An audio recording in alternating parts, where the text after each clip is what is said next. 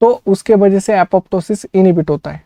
सो यहाँ पे that binds to the fast ligand, the main reason for survival of these tumor cells by this secreted fast ligand binding protein may be attributed to, तो इसका role क्या है, तो ये जो रिसेप्टर इसे डिकॉय एक्टिविटी बोलते हैं। Decoy activity means false receptor. अगर फास्ट लिगैंड बाइंड हुआ डेथ रिसेप्टर को, सपोज ये डेथ रिसेप्टर को बाइंड हुआ, तो नॉर्मल एपोप्टोसिस होगी, तो यहां पे एपोप्टोसिस होगा,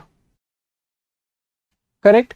एंड सपोज फास्ट लिगैंड अगर बाइंड होगा डिकॉय रिसेप्टर को, कि इट्स लुक्स लाइक द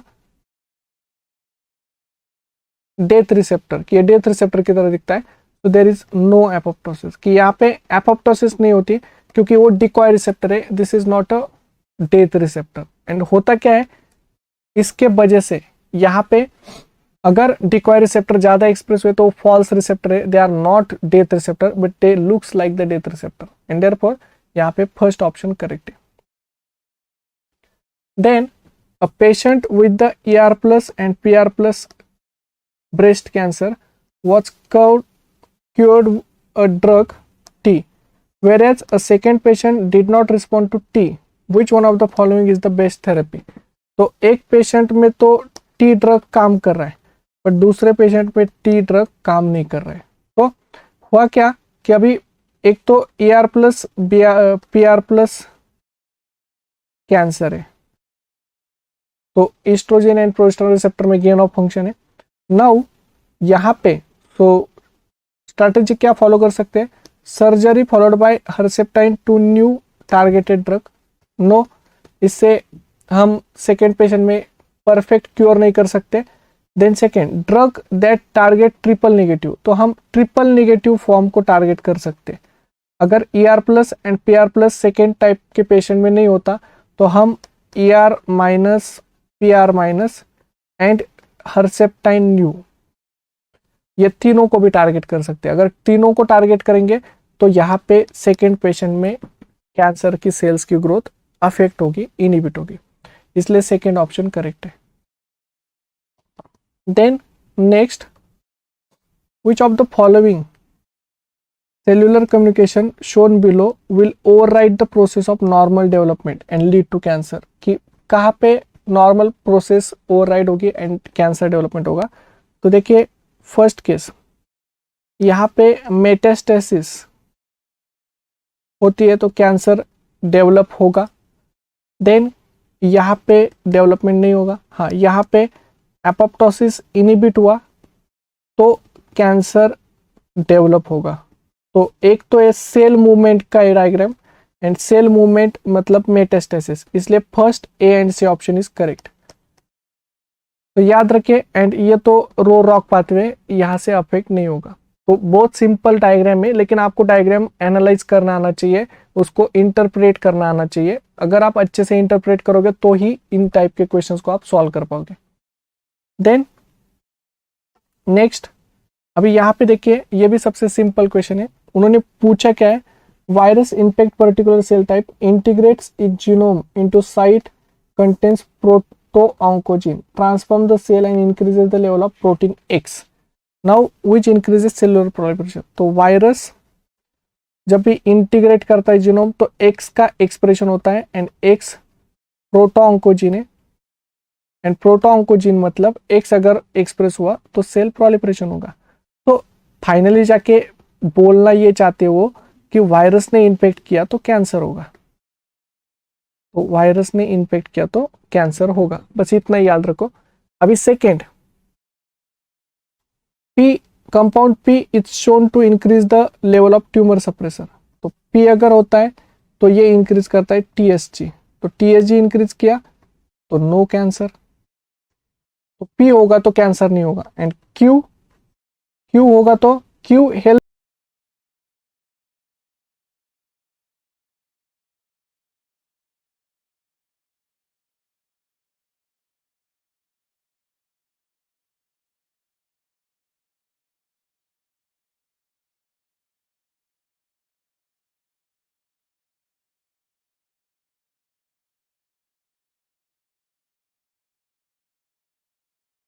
देखिए फर्स्ट केस, यहाँ पे मेटास्टेसिस होती है तो कैंसर डेवलप होगा।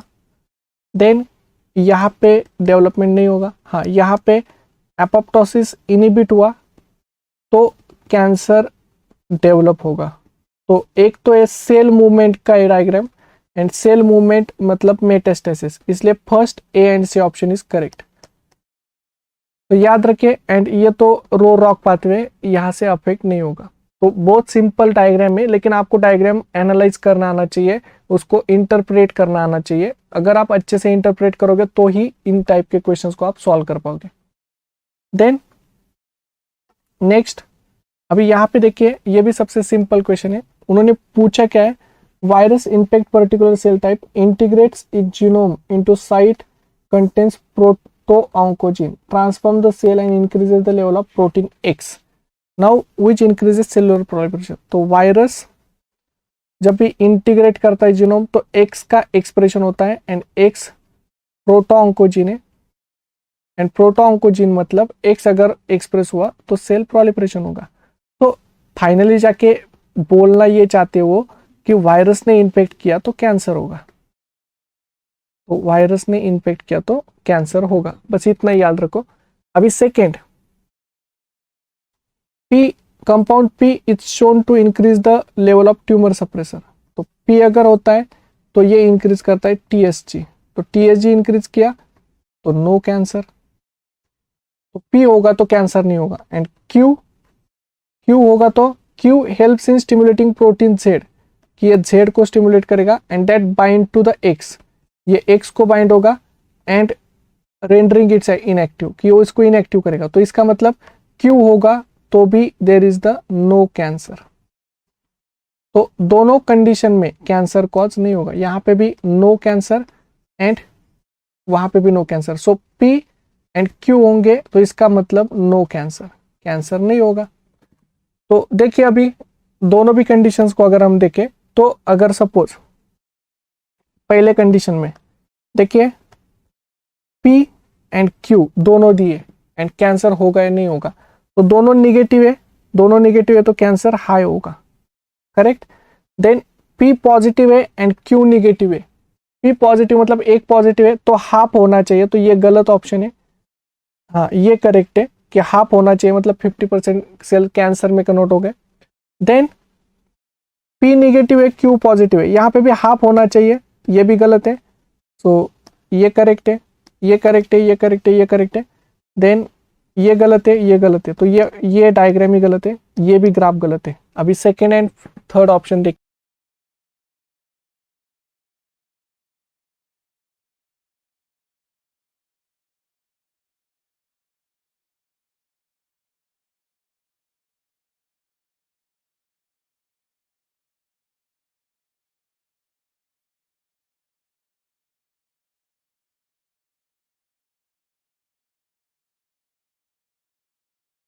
एंड इन बिटवीन एक पॉजिटिव एक नेगेटिव होगा तो half half 50% cells can be in जो कैंसर में कन्वर्ट होंगे। तो देखना यही है कि आप कैसे एनालाइज करते हो क्वेश्चन को, एंड क्वेश्चन आपको समझ में आया क्या। अगर क्वेश्चन समझ में आया तो ही आप आंसर करेक्ट कर सकते हो। So third option is the correct option. Then prostate cancer cells, जो भी सेल्स होते हैं prostate cancer cells, they were treated with drug A and drug B, drug A drug B से ट्रीट किए गए। Now order to check the efficacy of drug in arresting the growth of cells, the following result were obtain. अभी देखिए drug ए से उनको क्या समझ में आया, ड्रग ए डालने के बाद, and this is drug B, cleaved caspase 8 बढ़ गया, सो क्ल्यूड कैस्पेज 8 बढ़ गया ड्रग ए डालने के बाद। अभी मैं यहाँ पे लिखता हूँ ए एंड बी, तो ड्रग डालने के बाद क्ल्यूड कैस्पेज 8 बढ़ गया, तो कैस्पेज 8 बढ़ गया। देन क्ल्यूड कैस्पेज 9 कम हुआ, तो क्ल्यूड कैस्पेज 9 कम हुआ। देन बीटा कैटेनिन बढ़ गया, तो बीटा कैटेनिन अफेक्ट हुआ, एंड साइक्लिन D1 नॉर्मल रहा, तो इंटरमीडिएट साइक्लिन D1। तो क्लीव्ड कैस्पेड 8 कैस्पेड 9 मतलब एपोप्टोसिस पाथ को अफेक्ट किया, बीटा कैटेनिन का लेवल इंक्रीज हुआ मतलब विंड पाथवे को अफेक्ट किया, साइक्लिन D1 कम हुआ इसका मतलब फर्स्ट पाथवे G1 फेज को अफेक्ट किया। देन ड्रग बी में क्या हुआ, क्लीव्ड कैस्पेज 8 डिक्रीज हुआ, तो क्लीव्ड कैस्पेज 8 डिक्रीज हुआ। देन क्लीव्ड कैस्पेज 9 बढ़ गया, तो अपोजिट रोल प्ले कर रहा है क्योंकि क्लीव्ड कैस्पेज 8 डिक्रीज होना मतलब एक्सट्रिंसिक पाथ अफेक्ट हुआ एंड यहाँ पे इंट्रिंसिक पाथ इंक्रीज हुआ। देन बीटा कैटेनिन डिक्रीज हुआ एंड साइक्लिन D1 डिक्रीज हुआ। तो अभी आप कैसे इंटरप्रेट करोगे, so which one of the following statement is not correct, correct कौन सा नहीं है, drug A target the Wnt signalling pathway but does not lead to death of the cells, की सेल्स की डेथ नहीं होती। So drug A target Wnt signalling pathway but does not lead to cell death, no ये गलत है क्योंकि caspase 8 बढ़ रहा है तो डेथ होगी सेल्स की, कैस्पेज 9 कम हो रहा है पर कैस्पेज 8 बढ़ रहा है इसका मतलब डेथ होगी सेल्स की। Drug B target Wnt signalling pathway ये करेक्ट है and leads to G1 cell cycle arrest, वो भी करेक्ट है क्योंकि साइक्लिन D1 कम हो रहा है तो ये करेक्ट ऑप्शन है। Both drug A and B lead to cell death but target different apoptotic pathway, that is also correct. दोनों सेल्स सेल डेथ करते बट एक एक्सट्रिंसिक पाथ कर रहा है एक इंट्रिंसिक पाथ कर रहा है क्योंकि एक में कैस्पेज 8 बढ़ रहा है एक में कैस्पेज 9 बढ़ रहा है and drug A kills cells via mitochondrial independent pathway, so ये भी करेक्ट है क्योंकि ड्रग ए में एक्सट्रिंसिक पाथवे एक्टिवेट हो रहा है। सो आपको ये एनालाइज करना आना चाहिए तभी आप आंसर करेक्ट करोगे, इसलिए फर्स्ट ऑप्शन इनकरेक्ट है, ड्रग ए भी एपोप्टोसिस कर रहा है। देन अभी देखिए ये भी कितना सिंपल है एंड डायरेक्ट क्वेश्चन में आंसर दिया है, two important features which at the development of tumour and metastasis are epithelial to mesenchyme transition and angiogenesis. Student tested 4 cell lines to determine their invasiveness and proliferation capability by checking the expression of VEGF, twist and cyclin D1। अभी देखिए VEGF A ये कौन सा gene है, तो ये प्रोटोन्कोजीन है। Twist ये कौन सा जीन है, ये भी प्रोटोन्कोजीन है। साइक्लिन D1 ये कौन सा जीन है, प्रोटोन्कोजीन है। तो ये सारे प्रोटोन्कोजीन्स है एंड इसलिए मेटास्टैटिक कैंसर में क्या होना चाहिए, पूछा क्या है, विच of the following figure most likely exhibit characteristic of highly metastatic cancer. Metastatic cancer means सबसे डेंजर कैंसर, इसमें इन तीनों जीन में क्या होना चाहिए, तो गेन ऑफ फंक्शन होना चाहिए।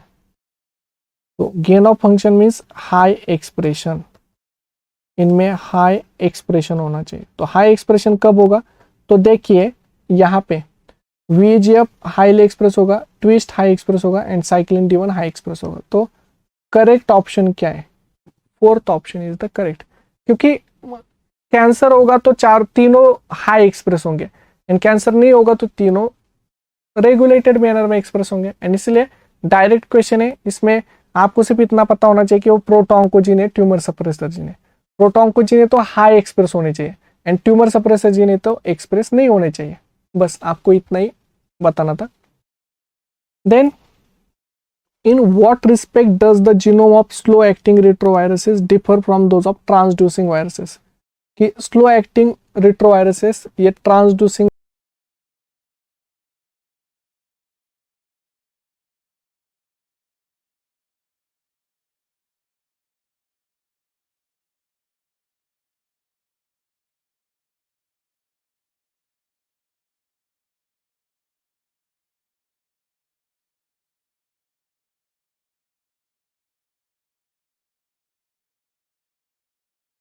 देन अभी देखिए ये भी कितना सिंपल क्वेश्चन है, oncogenic viruses could be either have DNA और RNA जीनोम, listed below are some oncogenic viruses and their genome types and the cancers caused by the viruses। now देखिए फर्स्ट हेपेटाइटिस ए, अभी देखिए hepatitis A virus इप्स्टीन बायोवायरस, इसमें आपको genome भी पता होना चाहिए एंड वो कौन से कैंसर कॉज करते हैं वो भी पता होना चाहिए। जैसे कि first hepatitis B virus, hepatitis B virus ये DNA वायरस है, इसमें से सिर्फ HTLV RNA वायरसेस है। तो अगर आप C को भी मैच करते हो कि C2 and T cell leukaemia, क्योंकि ये डायरेक्ट क्वेश्चन है। अगर आपको HTLV पता है तो भी आप देखिए C2 फर्स्ट, आपका पेयर क्या आ गया, C2 and first, C2 and Y। तो अभी देखिए C2Y एंड C2Y, C2Y तो एक ही ऑप्शन में, तो लास्ट ऑप्शन ही करेक्ट है, क्योंकि दूसरा ऑप्शन करेक्ट हो ही नहीं सकता, क्योंकि C2Y पेयर है। तो देखो एक पेयर भी लगाया आपने तो भी डायरेक्ट क्वेश्चन का आंसर मिल जाता है। लेकिन आपको पता होना चाहिए HTLV टी सेल ल्यूकेमिया है, क्यों अडल्ट टी सेल ल्यूकेमिया ये HTLV वायरस से होता है, वो RNA वायरस से, एंड इसीलिए लास्ट ऑप्शन करेक्ट है। अभी देखिए देन हेपेटाइटिस बी, ये तो DNA वायरस होगा, hepatitis B, and hepatitis B से क्या होता है, हिपेटोसेलुलर कार्सिनोमा, मतलब इसे हम बोलते हैं लीवर कैंसर। तो इन्होंने लीवर कैंसर नहीं लिखा, तो ये लीवर कैंसर है, क्योंकि HBV लो हेपेटाइटिस बी वायरस लो या HCV लो हेपेटाइटिस सी वायरस, ये लीवर कार्सिनोमा कॉज करते हैं। तो DNA वायरसेस एंड Z, तो देखिए A1Z correct. And Epstein Barr virus, ये भी DNA वायरस है, and it can cause the Burkitt lymphoma, तो B1X। तो डायरेक्ट क्वेश्चन है, सिंपल क्वेश्चन है, सिर्फ आपको कंफ्यूज करने के लिए 3 कॉलम में दिया हुआ है। तो आप अगर अच्छे से एनालाइज करोगे तो डायरेक्ट आप उसका आंसर टिक कर सकते हो करेक्टली। तो ज्यादा इंफॉर्मेशन होने की जरूरत नहीं होती, जितनी इंफॉर्मेशन है उतनी अच्छे से करेक्ट पता होनी चाहिए। जैसे HTLV बहुत कॉमनली क्वेश्चन पूछा जाता है, adult T cell leukaemia cause करता है, इसे टी लिम्फोट्रोपिक वायरस बोलते हैं, human T lymphotropic virus. Then cervical cancer causing papilloma virus produces 2 oncoproteins. अभी आप देखिए एक तो E6 लिखा है एंड एक E7 लिखा है, तो आपको आंसर भी ऐसे करना है। E6 जो है it inhibit P53 and E7 जो है इट इनिबिट RB। तो which are responsible for interfering cell cycle regulating by, तो इनएक्टिवेटिंग RB एंड P53, पहले RB लिखा है एंड दूसरा P53, इसलिए वो गलत है। मॉड्यूलेटिंग P53, क्योंकि ये फर्स्ट लिखा है तो फर्स्ट P53 को मॉड्यूलेट करता है एंड सेकेंड फॉस्फोलेटेड RB, तो इसलिए वो करेक्ट है। तो फर्स्ट ऑप्शन इनकरेक्ट क्यों है, क्योंकि पहले RB लिखा है। नो, E6 P53 को मॉड्यूलेट करता है एंड E7 RB को, एंड इसलिए गलत है। देन सेकेंड ऑप्शन करेक्ट था। तो present day cancer treatment uses many approaches beyond surgery and radiation treatment, which are most often employed in case of larger, more discrete tumors. Drug therapy can be used to target residual tumor cells and to attack dispersed cancer. Chemotherapies by anti-cancer drugs are mostly aimed by blocking DNA synthesis and cell division. A list of anti-cancer drugs is given in column A, their chemical nature in column B, and mechanism action in column C. तो यहाँ पे भी direct question है, anti cancer drug, then उसके बाद दिया है उन्होंने क्या है, anti cancer drug in column में their chemical nature and mechanism of action. तो केमिकल नेचर क्या है एंड मैकेनिज्म एक्शन, तो एंटीबायोटिक एंड मैकेनिज्म एक्शन हो तो भी आप करेक्ट कर सकते हो। तो देखिए मिथॉक्ट्रिजेट, अभी ये मिथॉक्ट्रिजेट जो है this is folic acid analogue, ये तो पता ही हमें क्योंकि वो DHFR को इनिबिट करता है, डायड्रोफोलेट रिडक्टेज, तो फॉलिक एसिड एनालॉग है एंड ये interfere formation of tetrahydrofolate, so first option correct है। तो अगर आपको मिथॉक्ट्रिजेट भी आता है क्योंकि ये कॉमन ड्रग है, एंटी कैंसर ड्रग है, तो फर्स्ट D एंड 1, अभी ये पेयर भी आता है तो भी आप देखो आपका आंसर करेक्ट है। तो कितना इंफॉर्मेशन होना चाहिए, बाकी तो ड्रग आपको नहीं पता है तो भी चलता है, क्योंकि एक अच्छे से पता होना चाहिए। मिथॉक्ट्रिजेट है, फॉलिक एसिड एनालॉग है एंड ये DHFR को इनिबिट करता है कि जो फॉर्मेशन ऑफ टेट्राहाइड्रोफोलेट, तो करेक्ट है। देन सेकेंड, अभी देखिए सेकेंड जो है एक्टोपिसाइड, सो एक्टोपिसाइड ये ओडोपाइलोटोक्सिन है एंड ये जो है